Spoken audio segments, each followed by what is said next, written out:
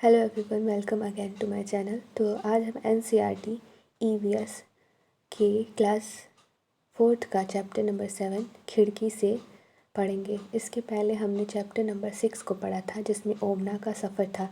अब ओमना का यही सफ़र आगे खिड़की से चैप्टर में दिया है। तो ओमना कहाँ तक पहुँच गई थी, जहाँ तक पहुँच गई थी उसके आगे का इस चैप्टर में हमें पढ़। तो इसके पहले जो चैप्टर था ओमना का सफ़र, उसमें ओमना 16 मई में थी और 16 मई को वो कहाँ तक पहुँच गई थी, वलसाड़ तक पहुँच गई थी। और आज 17 मई है, तो अब दूसरा दिन प्रारंभ हो गया है उसके सफ़र का। तो चलिए हम इसको पढ़ते हैं कि अब सुबह हो गई है। मैं कल रात बहुत जल्दी सो गई थी। बाहर इतना अंधेरा था कि कुछ भी दिखाई नहीं दे रहा था।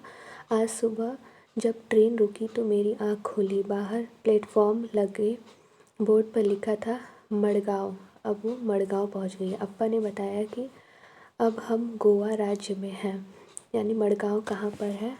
गोवा राज्य में। ये प्रश्न पूछा जा सकता है कि ये कहाँ पर है मड़गांव, तो ये गोवा राज्य में है। और समय कितना हो रहा है? 7:30। हमने स्टेशन पर उतरकर चाय पी और अपने पानी की बोतल भी भर ली। ट्रेन फिर चल पड़ी। बाहर का नज़ारा देखने लायक है। चारों तरफ हरियाली है। मैदानों की लाल मिट्टी में उगे छोटे छोटे पौधे और पेड़ों से ढकी पहाड़ियाँ बहुत ही सुंदर लग रही हैं। कभी कभी छोटे तालाब दिखाई पड़ते हैं। बहुत दूर पहाड़ियों के बीच पानी दिखाई दे रहा है। मुझे पता नहीं है कि वहाँ नदी है या समुद्र। हवा ठंडी है, अहमदाबाद की तरह गर्म नहीं है। ट्रेन अभी अभी एक रेलवे फाटक से गुजरी। दोनों तरफ फाटक के पार बसों, कारों, ट्रकों, साइकिल, स्कूटर, रिक्शा, बैलगाड़ी, तांगे में बैठे लोग ट्रेन से के गुजरने का इंतज़ार करते दिखाई दिए। कुछ लोग तो अपनी गाड़ियों के इंजन बंद भी नहीं करते। रेलवे फाटक पर कितना धुआं और कितना ज़्यादा शोर था। मैंने देखा कि कुछ लोग रेलवे फाटक को नीचे से झुककर भी पार कर रहे थे। कितना ख़तरनाक है यह। कभी कभी हमारी ट्रेन दूसरी ट्रेन के बिल्कुल पास से गुजरती है। मैंने और उन्नी ने डब्बे गिनने की कई बार कोशिश की, पर दोनों ही ट्रेन इतनी तेज़ चल रही थी कि हमारी गिनती कभी भी मेल नहीं खाई, गड़बड़ ही हुई। ओमना ने पहले और दूसरे दिन खिड़की से बाहर जो नज़ारा देखा उसमें क्या अंतर था, ये कुछ प्रश्न है।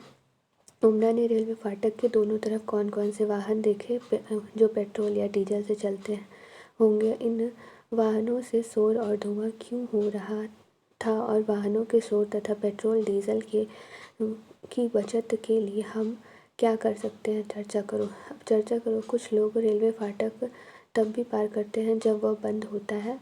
तुम इसके बारे में क्या सोचते हो? तो ये बहुत ही खतरनाक होता है। जब रेलवे फाटक बंद होता है तो हमें उसे क्रॉस करना नहीं चाहिए।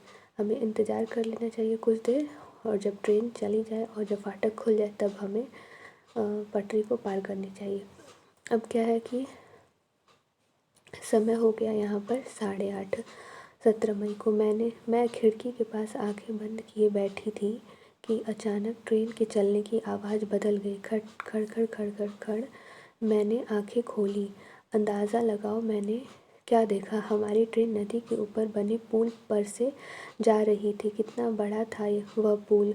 पुल पर से जाते हुए ट्रेन के पहियों की आवाज़ भी कितनी अलग होती है। मैंने खिड़की से नीचे झाँका तो मुझे बहुत डर लगा। पटरी के नीचे ज़मीन तो थी ही नहीं, केवल पानी ही पानी था। नदी में कुछ नावें दिखाई दे रही थी और किनारे पर कुछ मछुआरे। मैंने उन्हें हाथ हिलाकर इशारा किया। पता नहीं वे मुझे देख भी पाए या नहीं। ट्रेन के पुल के साथ साथ दूसरे वाहनों के लिए एक और पुल भी बना हुआ था। वह इस पुल से अलग तरह से बना था। मुझे लगा कि हमारे जैसे पुल के ऊपर से जाने में ज़्यादा मज़ा है। तो यहाँ पर दो तरह के पुल हैं, एक जो इस चित्र में दिखाया गया है, दूसरा ये। तो नदी में कुछ नाव दिखाई दे रही थी और किनारे पर कुछ मछुआरे। मैंने उन्हें हाथ हिलाकर इशारा किया तो ये जिस पुल से जा रही है उसके उस वो जिस नदी पर बना है वहाँ पर उसे मछुआरे दिखाई दिए और इसने हाथ से इशारा किया। अब ट्रेन के पुल के साथ साथ दूसरे वाहनों के लिए एक और पुल भी बना हुआ था। अब ये तो है ट्रेन का पुल और ये दूसरे वाहनों का पुल। तो यही वो कह रही है ओमना कि उसे उसका पुल ज़्यादा मज़ेदार लगा। क्या तुमने पुल देखे हैं? कहाँ? क्या तुम कभी किसी पुल से गुजरे हो? कहाँ? पुल किस पर बना था? तुम्हें पुल के नीचे क्या दिखाई दिया था? पता करो पुल क्यों बनाए जाते हैं। अब है 17 मई, 6 बजने जा रहा है। तो पिछले कुछ घंटे बहुत ही मज़ेदार रहे। नाश्ता करने के बाद मैं ऊपर अपने बर्थ पर लेटकर कॉमिक पढ़ने लगी। बहुत तेज़ धूप लगने लगी। तो यहाँ पर 12 बजने जा रहा है, ना कि 6। थोड़ी ठंड भी लगने लगी। मैं बहुत डर गई। कुछ ही देर बाद ट्रेन के अंदर की बत्तियां जल उठी, पर बाहर बिल्कुल गुप्त अंधेरा था। किसी ने बताया हम सुरंग में से गुजर रहे थे। पहाड़ को काटकर बनी सुरंग। ऐसा लग रहा था जैसे सुरंग ख़त्म ही नहीं होगी। जैसे अचानक अंधेरा हुआ वैसे ही पहले की तरह भरपूर रोशनी हो गई। खिड़की से बाहर चमकती धूप, रोशनी और हरियाली थी। ट्रेन सुरंग के बाहर निकल चुकी थी। अप्पा ने बताया कि हम पहाड़ की दूसरी तरफ पहुंच गए हैं। तब से अब तक हम 4 और छोटी सुरंगों में से गुजर चुके हैं। अब जब मैं सुरंग के बारे में जान चुकी हूँ तो मुझे डर नहीं लगता बल्कि मज़ा आता है। तो यही है वो सुरंग जिससे ओमना का ट्रेन गुजरा था। अब क्या है प्रश्न कि क्या तुम कभी किसी सुरंग से गुजरे हो? तुम्हें कैसा लगा? गोवा से केरल तक के रेल के रास्ते में 92 सुरंगें और 2000 पुल हैं। तो ये देख लीजिए कि 92 सुरंगें और 2000 पुल हैं। तुम क्या सोचते हो कि इतनी सुरंगों और पुलों के होने का कारण क्या हो सकता है? तो बताओ आपकी इतनी सुरंग और पुलों के होने का कारण क्या हो सकता है? तो जहाँ जहाँ सुरंगें होंगी वहाँ वहाँ पहाड़ी होंगी, तो वहाँ पर पहाड़ी इलाका अधिक होगा। और जहाँ पुलें होंगी वहाँ पर नदियाँ और नहरें अधिक होंगी। तो यही कारण है कि इतनी सुरंग 92 सुरंग और 2000 पुल थे। कहाँ से कहाँ तक के रास्ते में? गोवा से केरल तक के रास्ते में। ये इम्पॉर्टेंट है। ओमना ने पुल के नीचे जो नज़ारा देखा उसे पढ़कर उसका चित्र कॉपी में बनाओ। कल्पना करो अगर सुरंगें और पुल ना होते तो ओमना की ट्रेन पहाड़ और नदियों को कैसे पार करती। अब दोपहर हो गई है। उसने उडुपी स्टेशन से जो गर्मा गर्म इडली वड़ा खरीदा था उसे खाया। वहाँ से हमने केले भी खरीद लिए थे। वे थे तो बहुत छोटे छोटे पर थे सब बहुत स्वादिष्ट। बाहर का नज़ारा फिर बदल गया है। अब हम हरे हरे खेत और बहुत सारे नारियल के पेड़ देख पा रहे हैं। अम्मा ने बताया कि यहाँ चावल की खेती होती है। बाहर सब कुछ अलग दिखाई दे रहा है। यहाँ से गांव और यहाँ बने घर, यहाँ के गांव और यहाँ बने घर जो थे वो बिल्कुल अलग थे। यहाँ के लोगों का पहनावा भी अहमदाबाद के लोगों से अलग है। ज़्यादातर लोग सफ़ेद या क्रीम रंग की सूती धोती और साड़ियाँ पहने हैं। अहमदाबाद से हमारे साथ चले बहुत से लोग बीच स्टेशनों पर उतर गए। कुछ और लोग चढ़े भी। शाम 6 बजे तक कोझिकोड पहुँचेंगे। सुनील का परिवार वहाँ उतर जाएगा। हमने एक दूसरे का पता ले लिया और अहमदाबाद में मिलने की योजना भी बनाई है। तुम्हें भी सुनील और एन से मिलकर अच्छा लगेगा। अब बताओ कि तुम घर में कौन कौन सी भाषा बोलते हो? गुजरात से केरल पहुँचने तक ट्रेन हमारे देश के किन किन राज्यों से गुजरी? पता करो और सूची कॉपी में बनाओ। तो ये जो प्रश्न है ये इम्पॉर्टेंट है। गुजरात से केरल पहुँचने तक ट्रेन हमारे देश के किन किन राज्यों से गुजरी। तो गुजरात से केरल के बीच में महाराष्ट्र, गोवा और कर्नाटक जैसे राज्यों से ये ट्रेन गुजरी है। क्या तुमने नारियल पानी पिया है, कैसा लगा? चर्चा करो। नारियल के पेड़ का चित्र बना और उस पर भी चर्चा करो। पता करो कि ये भाषाएं किन जगहों पर बोली जाती हैं। मलयालम, कोंकणी, मराठी, गुजराती और कन्नड़। तो मलयालम जो है वो केरल में बोली जाती है, कोंकणी जो है वो कर्नाटक, महाराष्ट्र, गोवा और केरल के कुछ हिस्सों में बोली जाती है। कोंकणी कहाँ पे? कर्नाटक, महाराष्ट्र, गोवा और केरल। और मराठी महाराष्ट्र, गोवा, दमन और दीव, दादर और नागर हवेली। और जो गुजराती है वो गुजरात में बोली जाती है। कन्नड़ कर्नाटक, आंध्र प्रदेश, तमिलनाडु, महाराष्ट्र।